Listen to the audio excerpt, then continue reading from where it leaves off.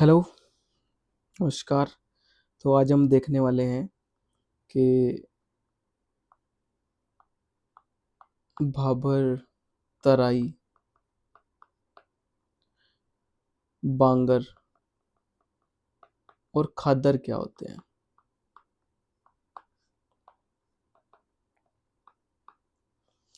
तो अगर हम भारत के मैदानों का, तो अभी हम भारत की ज्योग्राफी में ये कॉन्सेप्ट देखते हैं।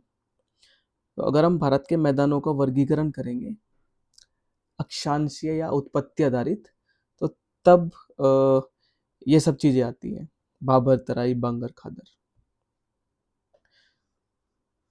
तो अभी देख लेते हैं कि ये होते क्या हैं।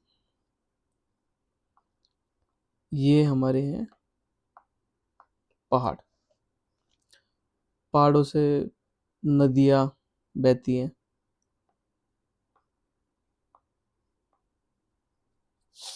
जब नदी नई नई होती है तो उसकी चौड़ाई ज़्यादा होती है, उसकी गहराई कम होती है। तो जब ये नदी शुरू हुई होगी तो इसकी चौड़ाई ये रही होगी, इसकी चौड़ाई ये रही होगी, इसकी चौड़ाई ये रही होगी, गहराई कम हुई होगी। ओवर द टाइम इसकी जो नदियाँ होती हैं, ये नदियों की चौड़ाई कम होती जाती है, गहराई बढ़ती जाती है। तो नदी के जो किनारे के आसपास के जो इलाके होते हैं, जिनमें कि जब नदी में बाढ़ आती है, जैसे गर्मी बढ़ी तो ऊपर से पानी ज़्यादा आना शुरू हो जाएगा, तब बाढ़ आ जाएगी।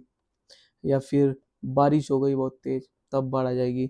तो जो नदी के पास के इलाके होते हैं, तो थोड़ी सी छोटी और नदी कर लेते हैं। ये इतनी छोटी नदी, ये नदी है, ये बीच में। तो नदी के जो बिल्कुल पास के इलाके होते हैं जिनमें बाढ़, नदी में जल स्तर बढ़ने पर बाढ़ आती है, ये जो इलाके होते हैं, ये जो इलाके होते हैं, ये जो इलाके होते हैं, ये इलाके को हम बोलते हैं खादर। खादर। अब जो नदी के, जब नदी चौड़ी थी, जब नदी इतनी चौड़ी थी, जब नदी यहाँ तक थी, यहाँ तक थी, तो नदी के खादर इसके इधर वाले इलाके होंगे। तो जो पुराने खादर होते हैं, या फिर मैदान के वो हिस्से जिनमें बाढ़ नहीं आती है, बाढ़ के आने की आशंका बहुत कम होती है, उनको बोलते हैं बांगर। ठीक है। तो नदी के जो बाढ़ वाले हिस्से होते हैं वो होते हैं खादर। और हम ये भी कह सकते हैं कि जो पुराने खादर होते हैं उनको बोलते हैं बांगर। अच्छा, अब ये दो चीज देख लेते हैं कि भाबर और तराई क्या होती है। जब नदी आ रही है पहाड़ पे से, तो पहाड़ पे से वो पत्थर, कंकड़ सब चीज लेके आएगी। ये पहाड़, नदी आ रही है, उसका वेग भी बहुत ज्यादा है, ढलान भी है। तो यहाँ पे बीच में जो भी पत्थर होंगे वो ऐसे नीचे आ जाएंगे। और एक स्थिति वो बनेगी जब ना तो नदी का वेग उतना ज्यादा रहा क्योंकि ढलान कम हो गई। ठीक है। तो नदी उन पत्थरों को जब आगे नहीं खिसका पाएगी तो पत्थर वहीं छोड़ के नदी आगे चली जाएगी। तो एक जगह ऐसी मिलेगी on the foot hills of these mountains. ठीक है। ये ये तो पत्थर ही नदी यहीं छोड़ देगी और नदी आगे बढ़ जाएगी। तो जो पत्थर होते हैं नदी उनके बीच में से आराम से निकलती रहती है और देखने पे ऐसा लगता है जैसे नदी विलुप्त हो गई हो। तो ये जो जगह होती है इसको बोलते हैं भाबर। ये जो स्थान होता है ये क्या है? भाबर।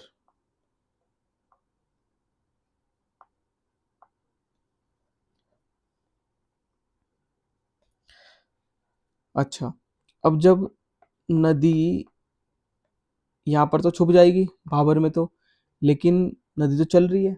नदी का काम है ऊंचाई से नीचाई की तरफ जाना, है ना, ढलान से नीचे की तरफ जाना। तो नदी तो पत्थर यहाँ छोड़ के नीचे निकल जाएगी। तो जो जब नीचे निकलेगी तो यहाँ से ये, मैं कलर दूसरा ले लेता हूँ, ये ऐसे ऐसे करके पानी नीचे निकल रहा है। ठीक है। और बाद में वो नदी बन के आगे फिर चला जा रहा है। तो जो ये वाले हिस्से होते हैं, बाबर के बाद के जो हिस्से होते हैं जहाँ पे नदी दोबारा दिखना शुरू कर देती है, उसको बोलते हैं तराई। अच्छा, जो तराई वाले क्षेत्र होते हैं, ये थोड़े नम होते हैं, इनमें थोड़ी सी नमी पाई जाती है, पानी का भराव देखा जाता है। क्योंकि ठीक है, खुद ही सोचो, यहाँ पर ना तो नदी का वेग उतना है, ना ही ढलान उतनी है, तो नदी आगे तो बढ़ेगी लेकिन थोड़ा बहुत पानी यहाँ पे रुक भी जाएगा।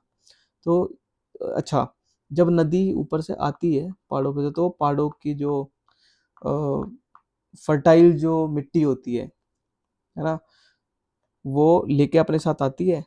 तो जब नदी नीचे आएगी, तो जहाँ जहाँ भी नदी जाएगी वहाँ वहाँ मिट्टी भी लेके जाएगी। तो ये वाले जो हिस्से होते हैं ना, इनमें बहुत ही फर्टाइल नदी की मिट्टी होती है। तो इसलिए इन ये वाली जो जगह होती है ना, ये तराई क्षेत्र, इसमें एक तो बहुत घने जंगल पाए जाते हैं, ऊपर से यहाँ पे जैव विविधता बहुत पाई जाएगी। जैव विविधता किस लिए कि जब यहाँ बहुत घने जंगल मिलेंगे, तो जंगलों में बहुत अलग अलग तरीके के जानवर मिलेंगे, और यहाँ पे पानी का भी ये क्षेत्र है, तो यहाँ पे पानी के भी जानवर मिलेंगे, पक्षी मिलेंगे, यहाँ पे बहुत जैव विविधता मिलती है। ये जितने भी इलाके हो गए, ये भाबर हो गया, ये भाबर के नीचे तराई हो गई। अच्छा, जब भी नदी में बाढ़ आएगी तो खादर में नदी का पानी चढ़ जाएगा, ठीक है। और जैसे ही नदी का जलस्तर कम होगा, ये पानी वापस नदी में चला जाएगा। तो नदी क्या करेगी, अपनी मिट्टी यहाँ पे भी छोड़ेगी जब नीचे। तो इसलिए जो खादर होते हैं वो भी बहुत ही फर्टाइल होते हैं, बहुत उपजाऊ होते हैं, क्योंकि जब भी बाढ़ आती है तभी जो नदी है अपनी फर्टाइल मिट्टी लाती है और इन खादर में छोड़ के चली जाती है। जो बांगर होते हैं वो मुकाबले में, जो खादर हो गया, इनके मुकाबले में थोड़े कम उपजाऊ होते हैं, क्योंकि ये पुराने खादर हैं। अब कोई नई उपजाऊ मिट्टी तो उनमें आ नहीं रही, तो इसलिए ये थोड़े कम फर्टाइल होते हैं। अभी मैं कुछ नोट्स भी आप लोगों के लिए बना के लाया हूँ, वो देख लेते हैं। जैसे एक तो ये वाला जो डायग्राम है, इससे थोड़ा और समझने में आसानी हो जाएगी। ये देखो, ये पहाड़ हो गए, पहाड़ों से ये नदी निकल रही है, जब नदी आ रही है तो ये अपने साथ पत्थर कंकड़ लेके आ रही है। और ये देखो बाबर, बाबर में इसने सारे पत्थर कंकड़ यहीं छोड़ दिए, और ये नदी देखो, ये देखो आगे बढ़ गई, ठीक है। भाबर के आगे क्या है, ये तराई क्षेत्र है, और इस तराई क्षेत्र में बहुत सारे जंगल है, घने जंगल है। नदी के जो पास का जो बाढ़ वाले इलाके हैं नदी के आसपास के, उनको हम बोलते हैं खादर, और जो पुराने खादर थे उनको हम बोलते हैं बांगर। जो हमने अभी देखा उसी को मैं यहाँ पे थोड़ा नोट्स भी बना के लेके आ गया हूँ। भाबर फुटहिल्स ऑफ शिवालिक, शिवालिक के गिरिपाद। अब शिवालिक क्या है, तो जैसे ये देखिए, जो पर्वत होते हैं वैसे ही तो होते हैं। अब एक पर्वत, जब आप इस पर्वत पे पहुंचते हो देखते हो आप पीछे और पर्वत है, जब उस पर चढ़ते हो फिर देखते हो और पर्वत है। तो जो सबसे शुरुआत की जो श्रृंखला है, जब अगर आप दिल्ली से कभी देहरादून जाओ या ऋषिकेश जाओ, तो सबसे शुरुआत वाले जो पहाड़ है वो शिवालिक श्रेणी है। तो शिवालिक के जो गिरिपाद है, वो उनमें ही भाबर पाए जाते हैं। ये जब भाबर का मतलब ही वही है कि नदी ने आके बड़े बड़े पत्थर छोड़ दिए, तो बड़े पत्थरों के मध्य नदी विलुप्त हो जाती है। मृदा के अभाव की वजह से खेती के लिए उपयुक्त नहीं है, क्योंकि पत्थर ही पत्थर वहां रहते हैं, तो जब मिट्टी नहीं होगी तो फिर खेती कैसे हो पाएगी। तराई, भाबर के दक्षिण में देखो, भाबर के दक्षिण में नम आर्द्र व जलभराव की स्थिति वाली पेटी होती है। ये नदी यहाँ पे दोबारा दिखना शुरू कर देती है भाबर के बाद। ढाल कम है तथा जल अधिक है, अतः जल भराव देखा जाता है। घने वन पाए जाते हैं, इसलिए जैव विविधता वाले क्षेत्र होते हैं। अब जो बांगर और खादर होते हैं, इनको बाढ़ वाले क्षेत्र कहते हैं। बांगर क्या है, पुराने बाढ़ वाले क्षेत्र, और खादर क्या है, जो फिलहाल नए बाढ़ वाले क्षेत्र होते हैं, यहाँ पे हर साल बाढ़ आती है, ठीक है। तो बांगर को हम पुराना खादर भी बोल सकते हैं, भाई जो आज बांगर है वो कभी खादर भी था। बांगर पुराना जलोढ़, वही पुराने खादर थे। बाढ़ आने की संभावनाएं कम होती हैं यहाँ, खादर की अपेक्षा कम उपजाऊ होते हैं, खादर की अपेक्षा कम नमी होती है, क्योंकि बाढ़ वगैरह तो बहुत रेयर होता है आना। खादर नदी के पास की भूमि होती है, वार्षिक बाढ़ क्षेत्र होता है। नया जलोढ़ होता है, जब भी नदी में बाढ़ आएगी तभी नई मिट्टी यहाँ पे आएगी, और ये इसलिए बहुत उपजाऊ भी होता है। तो आज हमने देख लिया भाबर, तराई, भांगर तथा खादर क्या होते हैं। तो ये मैदानों का अक्षांशीय वर्गीकरण है, या फिर हम कह सकते हैं उत्पत्ति आधारित भी वर्गीकरण है, उत्पत्ति आधारित वर्गीकरण। ठीक है, तो आप इस कॉन्सेप्ट को पढ़ना, कोई आपके क्वेश्चन होंगे तो आप कमेंट्स में लिख देना। मिलते हैं अगली वीडियो में, बाय।